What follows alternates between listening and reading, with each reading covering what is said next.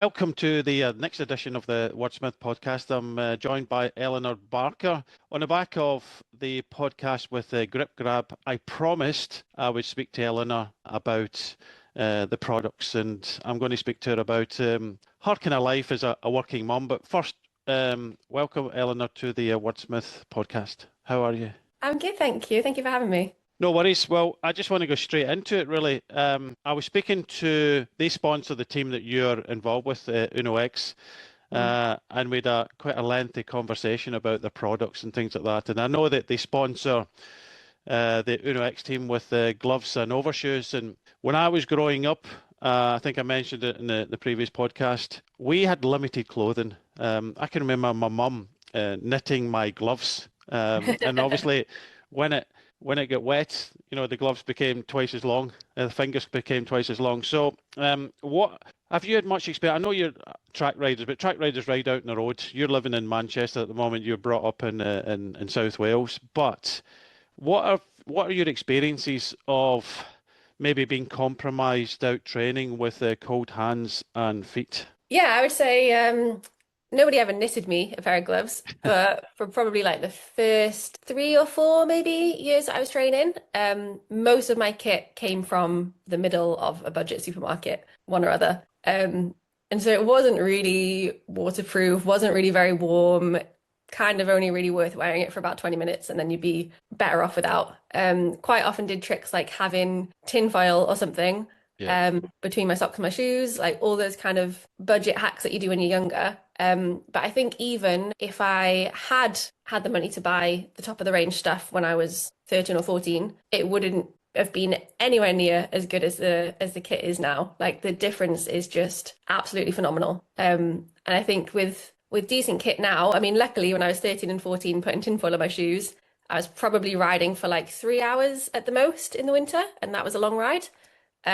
Whereas now I feel like I am much more comfortable for a 5 or 6 hour ride in the same conditions as I was then for 1 or 2 hours, because keeping control of the temperature of your extremities, it makes such a massive difference when you are out in the elements for hours and hours on end. To be able to keep those parts of your body warm, it makes such a huge difference. Did it ever compromise? Because I can remember growing up that there's a few people just turned round and went home, and because their hands were so cold or their feet were so cold. Did it ever compromise your training in the past?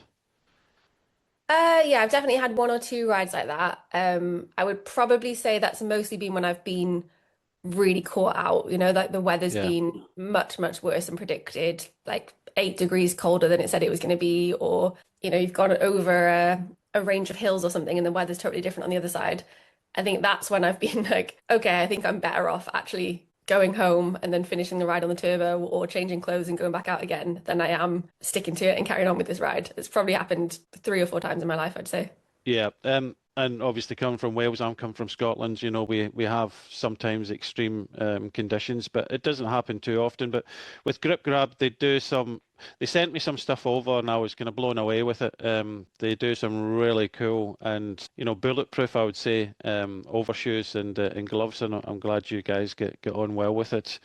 And then moving on to I've had a lot of conversations with a lot of different women cyclists about clothing, and over the years that they find it very, very difficult because women's body shapes are so different.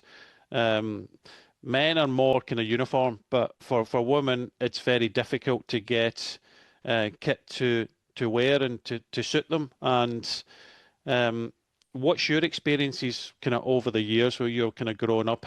I know you went to kind of budget supermarkets, so you've just mentioned for your kit and things like that, but how has kit changed over the years? Because I still get a lot of because I do bike fits as well, and some people get chafing and various other things. So is it still a problem, or is it a lot better than it was in the past? Do you know, I've never ever considered what you mentioned about women's bodies being more variable, I guess, than men's. I think that's not really something that has historically been an issue. I think things like chamois potentially women are more sensitive. You know, we know we've got a bad one probably quicker than men do. Yeah, I think that's maybe more of an issue. But I think at the moment, I mean, the our other clothing sponsor, Unex, is Fusion, and the kit is so such high quality and it stretches so well that I actually wore the same size kit until I was about 7 months pregnant last year, maybe close to eight. And other than the waterproofs, which are like obviously a less forgiving fabric because they can't let water out. Other than that, I didn't really need to size up until the last couple of months of my pregnancy, and then I only went up one size. And I mean, I was not a small pregnant woman. I had a yeah, huge bump. But they do like, yeah, modern kit now stretches so much. If you can accommodate a full term baby bump, you can probably accommodate for slightly wider hips or a slightly wider chest than somebody else. Yeah, the variables generally day to day aren't that big. So yeah, I think it's more a case of like good quality chamois kit that stays in position. I think maybe 10 or so years ago, that was probably a bit of an issue that kit would move around a lot when you were training, when you were yeah, riding. And that could cause some problems. Like you said, it could cause chafing like on your legs, that kind of thing. A lot of people got sort of cuts from leg warmers if the gripper wasn't really a very good quality, and things like that have just, yeah, I've definitely noticed improvement during my career, that they've just gotten better and better and better, and it's just more and more comfortable to ride a bike. yeah. You talk about that in the stretch in the clothing. I, when I was about 12 getting into cycling, that's when Lycra, way back in, don't want to give my age away, but yeah, way back in the early 70s, or mid 70s, Lycra was just coming into the pit because it was a lot of kind of wool and things like that now. And I don't know if you noticed the news that during the Giro d'Italia that Enric Mas, the Spanish cyclist for Movistar, was actually using a women's jersey. Because they Yeah, have to see women's that, yeah. and men's jersey, so it kind of it fits all, so to speak. But if you were to give any of your experiences, because it's another question I get asked, what would you invest in clothing the most? What one item would you say that's what you have to kind of concentrate on? Um, yeah, I probably would say shorts, I think, because I think if you're, that's probably the one thing that's going to keep you off the bike for days. You know, if you get cold feet or cold hands, it will affect that day for sure. But I think if you get good shorts or good chamois, that will make the biggest difference for your comfort. Um, in terms of like riding in the winter and in all the elements and everything, I think as you mentioned, the overshoes. Luckily, living in Manchester, I haven't had to use the real bulletproof, like made for the north of Norway kind of overshoes that many times. They probably Yeah. come out maybe 10 times in the middle of the winter, and that's it. But yeah, there are really good things that exist out there to keep you warm. And obviously, if you're riding in the rain, you get wet feet, it's just impossible to warm up. So looking after that part of your body is really important. Yeah, I would agree with you in shorts, because that's the one thing that I say, yeah, you have to invest. It's a contact point. You're Yeah. sitting down a lot of the time, unless you're in the Peak District, of course. Yeah. But you're sitting down a lot. You have to invest, and the pad is so important. And I know it is with the professional athletes, and I know some professional athletes still use um, another pad in their own sponsor kit. So there's a bit of that still happening. It used to happen a lot more back in the day, but nowadays it's a little bit less. It's the same with nutrition and various other things. Some pros are using other products that they're not sponsored by, but um, I never was one for using any. I know you say, keep the pad where it is by using butter or cream and things like that. I never used any of that stuff throughout my whole career. I didn't like it, but I assume you use that type of product. Yeah, I think it's really personal. Again, like chamois is really personal. And as you said, a lot of people probably until about 5 or 6 years ago, I would say half of the women's peloton potentially, maybe a bit less, were removing the chamois and paying to have the chamois that they liked put in because it is very personal. You could still get a good quality chamois that doesn't suit that rider. These days, I don't really know many people that do it, to be honest. I think most of them are pretty good now. Yeah, maybe 10%, 5% of people are doing something like that. Um, but yeah, chamois cream, I actually use yeah, a really cheap off the shelf thing that you can get in basically any airport around the world. For that reason, I can have the consistency when I'm traveling, that kind of thing, and it is actually really, really good. Yeah, so it doesn't have to be like an expensive menthol fancy cream that you can only buy in a bike shop that costs £25. It can also be a super cheap, basically moisturizer off the shelf. And that's again very, very personal Yeah. to the person, to their setup, that kind of thing. You make me smile because you keep talking about chamois.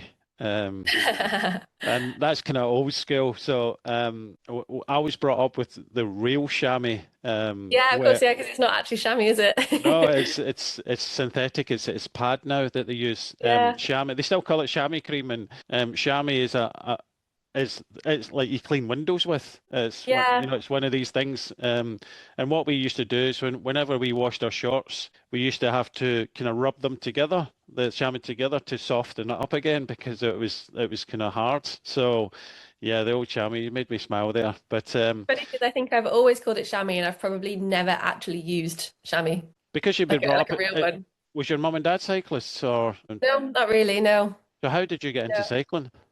When I was 10, my little sister wanted to go, and it was kind of a case of like either you join in or you just watch. And it was a little bit, we both hated swimming lessons. We both kind of sucked at swimming, and it was on at the same time at our local leisure centre. So it was kind of like, well, if we do this one, at least we're not just saying we don't want to swim. It was kind of like a positive way to redirect ourselves in my parents' minds, you know what I mean? Yeah, so it was like something to kind of take over that sporting part of the week. And you mentioned your sister. I was commentating in the London Nocturne, and she was riding that. What's the relationship now like? Do you ride with each other, or is she got her career and you've got yours? Do you know, we haven't ridden together for a little while. She's just got back from an altitude camp a few days ago, so she's been away for about a month. I'm still coming back to fitness after having a baby. I think we've ridden together once since I had my little boy. But yeah, because she's here, there, and everywhere at altitude, racing Nocturne, racing nationals next week. I'm going to see her this afternoon, and then probably not for another 3 weeks, even though we only live about 20 minutes away. Yeah, between the two of us, there's just not a lot of time. Are you Not a lot of time left. competitive? Because I've got an older brother. I grew up with an older brother, 3 years older than me, and I wasn't really kind of competitive in races. But were you two competitive at all? I think probably we were when we were younger. I think there's such a strange dynamic on a track team where you are all fighting for very few positions, and we've both been in a situation where one of us has got a spot and the other one's missed out, and Yeah. it's kind of crushing. And so now I think that we really just root for each other. Like we both just want the absolute best for each other because we know that there's not that many opportunities. And so, yeah, if I miss out and she gets a spot, it kind of feels like a bit of a win. And I think vice versa. As long as one of us is in the team, then it's then it's good. Obviously, the dream is that both of us are there. Has that But ever no, I think happened? yes, it has. Yeah, we both we won the World Championships together Oh in well. Glasgow in 2023. That was in the team pursuit, which was yeah, awesome. Home World Championships, both of us in the team. Our family were there. It was like yeah, dream come true. It was perfect. Yeah, no, that's nice to spend. I kind of raced with my brother, and we raced in the same team. But then I moved to another team purely because of sponsorship reasons. But there was a race that I called for his help because I was a bit outnumbered, and I called for his help, and he helped me, and I won the race. But we Oh, still that's got nice. along. Yeah, yeah, yeah. Yeah, Yeah, unofficial kind of brotherly love. But I yeah. remember saying to him before a couple of races, and I said, just remember, I says, you're my brother, but I want to win this race, and I'll do what it takes to win this race. So there's no brotherly love when it comes to the end. I remember saying that to Unless him. you need his help, right? Yeah, unless I need your help, you Yeah, you, you help then it's me. brotherly love. He could have told me to f off, but he Yeah. did his job, and I won the race. Although we were riding for kind of different teams sometimes, so yeah, it was kind of strange. But yeah, it How was. I've heard the Brownies talk like that actually. I can't remember which way around it is, but one of them has the attitude of like, I'm going to win this race at all costs. Yeah, And the other one has the attitude of like, oh, but we're still brothers. Like, we're still going to help each other out in this race. yeah, something that you have to have. Mm. I was I was sometimes a little bit nice, with friends, and I remember I've spent a lot of time speaking with Sean Kelly and Pippa York, and she was my mentor, and they were a little bit more ruthless than me. And that's something that a trait that I never really kind of had throughout my career. When it push came to shove, I would do what it takes in my own way. But I'd maybe 5% of that kind of softness around me and that less ruthlessness, and that's what I think I kind of lacked a little bit in my career. But yeah, you have to be on this selection and things like that. I never got to do that with my brother because he moved away from cycling and chose computing science and a career and things like that. So it's not like you and your sister were competing for. That must have been quite strange, competing for the same places. Really strange, yeah. I mean, I guess there's something nice about it's a kind of situation that's hard to understand until you're really in it. Yeah. So I mean, we have that understanding of one another, but yeah, the chances that there's going to be two spots available and the two of us will be able to take it, it's very, very rare. So it's hard, I suppose, when we have these big selection meetings before an Olympics or a World Championships, it's not just my own spot that I'm really looking out for, like I'm really, really hoping that she's got a spot as well. So yeah, it can be quite an emotional process, I suppose. And Yeah, not just for you and your sister. You got to remember your mum and dad are kind of rooting for both of you as well, and exactly. consoling one and congratulating another one. So it's could be quite challenging. You Yeah, mentioned definitely. you mentioned pregnancy, and I always kind of talk about it in kind of men's cycling during my commentary that I really do think it when a male cyclist becomes a dad, I think it kind of changes them a little bit. It changes their mentality. And I know personally myself, I had my career and then had kids afterwards. So I don't know what it's like to have kids, and especially as a female to have kids. And this is your second throughout your career. I just want to kind of expand on that. What you met Casper, who's a track cyclist, Danish track cyclist. Did you talk about it, or did it just happen? Did you plan to have kids during your career? Yeah, so we had planned to have kids much later down the line. Okay. So we had planned to move in together after the Tokyo Olympics. He was working for Denmark, I was riding for Great Britain, so we had to stay in our separate countries until then. And then we were considering moving to Spain, maybe to Girona. And I was just about to sign a contract with Uno X for 2 years. After those 2 years, we were going to start trying to have a baby. But I had been diagnosed with endometriosis about 5 or 6 years before that, told that it would be really, really difficult to have kids. And that's absolutely not what happened at all. I found out at the Tokyo Olympics, just after I finished racing, that I was pregnant. We had to move in together much more quickly than we planned to. We decided to move to Manchester instead because, yeah, it just would be too difficult to be traveling back and forth for the track with a baby. We wanted to stay, where my career was really. Um, and yeah, everything was very much accelerated from that point of view. We didn't have a lot of time to figure out how to make it work with a career in cycling. Luckily, Casper works for the team that I was about to sign a contract for, albeit on the men's side at that point in time, and it was really kind of two separate teams. But we just had an incredibly understanding team of people around us. Yeah, there was definitely understanding that because I wasn't having like maternity leave as such, Mm. reducing my pay massively didn't really make any sense because I'd need to pay for childcare during that 9 months that most people are at home with their babies. I would need to pay for a babysitter, for a nursery to be able to allow me to have those training hours, especially while Casper was away working with the team. Um, and yeah, I'd say I learned a lot in that time. I learned how inefficient I was with my time before that. I've definitely learned like what is and isn't important to spend my time on because my time is a lot more limited.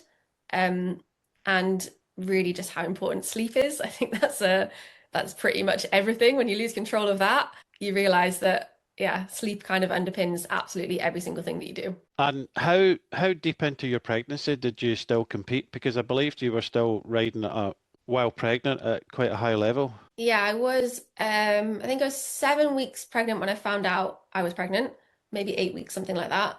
And I had competed that day. So yeah, a couple of months in, that was my first pregnancy. My second pregnancy, again, I competed a little bit before I found out I was pregnant. Once I found out I didn't want to do any more road racing anymore, it was in the middle of the season. And it just didn't feel right to go to races. I just didn't feel like I'd be confident to do a job for the team, while also feeling like I needed to be very self-protected. So I still did a lot of time trials. I raced the nationals when I was about 4 months pregnant, I think. And then that was it. And then it was just training from there on. And obviously, I've not experienced it, but as a father now, but I never raced. And it's some conversations I've had with some of the male professionals, and it has changed their mentality, I think, anyway, in talking to them. But have you changed physically at all after your pregnancy, or have you noticed anything, or have you changed your mentality, or is having kids during your professional career is it changed? I know you mentioned sleep, but has it changed anything else? Yeah, a lot. I mean, physically, my body has just been in a constant state of change since, yeah, 2021 when I found out I was first pregnant, to now. Yeah, my weight has changed by about 25 kilograms from the heaviest to the lightest. Yeah, with breastfeeding, sleep disruptions, that kind of thing. You lose a reasonable amount of muscle mass during pregnancy, Yeah. even though I was still strength training through the two of them.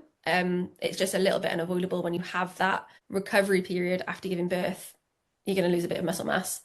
So yeah, obviously my fitness has gone up and down a lot. But I think actually the best I've ever ridden a bike was when my first son was about 1 year old. That's my best season on the road and my best season on the track. And so I think there is something in whether it's getting to a race thinking, well, I really need to make this worthwhile because I'm sacrificing spending time at home for it.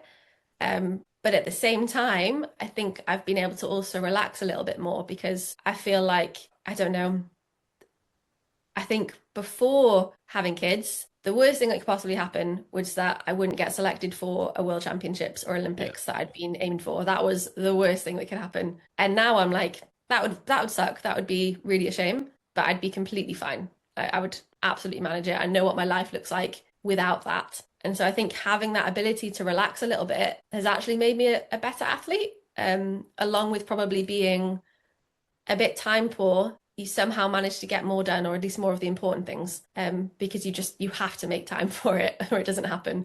Whereas beforehand, when I had all day after a bike ride to do my core session, to wash my bike, all that kind of stuff. Sometimes it doesn't actually get done because you don't have it doesn't have a set time. It has to happen at this time, or it won't get done. So I think I've become a better athlete in a lot of ways, probably a more relaxed athlete, while at the same time maybe, yeah, not being able to recover as well and being a bit more tired. Yeah, 100% there on that because as an ex-professional myself and you being a professional cyclist, I had to be in a routine. Mm. This is like work. So, I start work at 9 o'clock in the morning and, no matter what the weather was, that's your time to go out and do things. But an essential part, um, I always say that I used to train to recover. So the quicker I can recover, the the the better I would be because I could train harder, recover quicker, and race better. And a whole part of that recovery is doing your training, having that kind of afternoon rest or nap, and just trying to not do too many, that recovery period. But you don't have that because you've got to look after two kids now. Yeah, and I guess what's hard about that is that it's not always very predictable. Like some days, easy, not a problem. Yeah, the baby will nap when I expect him to nap. The older one will be occupied with some coloring or something, and it's just not that hard. And then other days you're like, what is going on with these children? Like everybody just has so many needs all at once, and it's like impossible to keep on top of. And I suppose the not knowing what kind of day you're going to have can be a little bit tricky. But again, I think one of the areas it's definitely made me have to improve is my fueling. Like my nutrition strategies are so much better.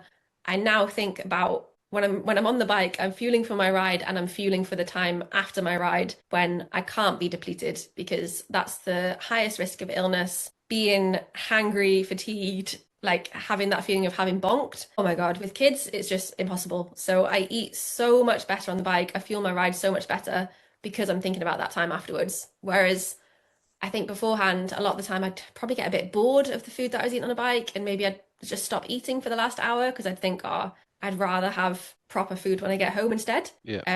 And now it's both. I'm having the food on the bike, I'm having proper food when I get home. That is like a non-negotiable to be able to get through the day and recover well. And that's one of the few things that I feel like I really can have control over. And so that's absolutely nailed 90% of the time. Okay, so it's kind of helped kind of focus yourself and maybe put yourself into this kind of routine, although it's very difficult having two young kids to get that routine because they are like you say, every day is challenging. I know you're not back racing yet. Do you know when that will be? Do you know when you get back to competition? Internationally, I don't know yet. I think I'm gonna have to see how the next month or so goes. I've just done my first, what I would consider like a decent training week. So I need to get a few more of those under my belt before I start going and racing abroad, and I need to feel the benefit of that training. I'm going to start racing in the UK in about a month's time, and yeah, depending on how that goes, we'll see what's possible. But August has always been the plan really to start racing. So yeah, I'm gonna see. Hopefully that's still in reach, and we'll see. Yeah, we'll see what's possible. But I think a lot of it also will depend on how much the team needs me. Because it's always like this in a team of riders. You might have everybody firing at one go, in which case it'll be hard for me to get a look in as early as I want to. Or we might have five people wiped out in one crash, in which case I'll be racing probably before I'm really race fit. So it's very kind of it's dependent on me. It's also dependent on how much the team needs me.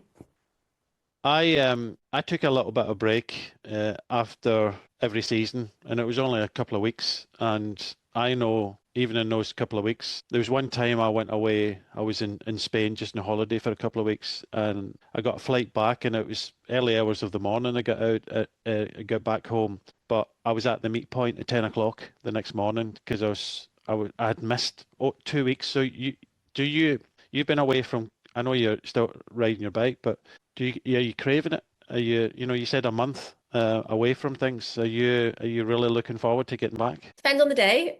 Saturday I had a really, really hard ride. I went out with a local group of guys who were all yeah, pretty strong. And it was really hilly, and I was like by far the slowest on every climb. Everyone had to wait for me for 30 seconds a minute, something like that. And that day I was not that excited to race, I'll be Yeah. honest. That feeling of like just really getting your head kicked in, I thought, oh my God, this is awful.